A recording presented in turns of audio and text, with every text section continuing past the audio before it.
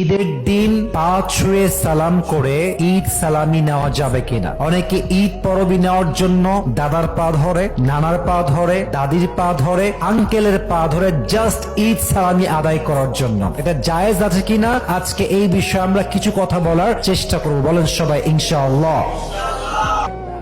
যখন কেউ আপনাকে অভিবাদন জানাবে আপনিও তাকে অভিবাদন জানাবেন সে যেমনি আপনাকে জানিয়েছে, অথবা সে যতটুকু বেস্ট ওয়েতে আপনাকে সালাম দিয়েছে তার চাইতে আপনি আরো উত্তম রূপে সালাম দিবেন। এটাই হচ্ছে ইসলামে সালামের সংজ্ঞা। সুবহানাল্লাহ পড়বেন না আপনারা সবাই? এখন আমরা যে পা ধরে সালাম করছি, it's not a tradition of Islam, it's not a culture of Islam, it's out of culture. এটা ইসলামের সিস্টেম বা ইসলামের শিক্ষা নয়। খুব খেয়াল করবেন, এই যে আমার কপালটা, এই যে আমার মাথাটা, এটা যদি কখনো নত হয়, if you want to bow down your head, Allah is the only one who is worthy of it. If you want to prostrate to anybody, Allah is the only one who is worthy of it.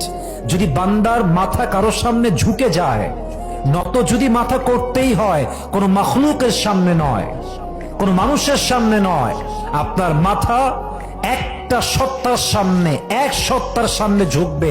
বলেন সবাই তিনি কে?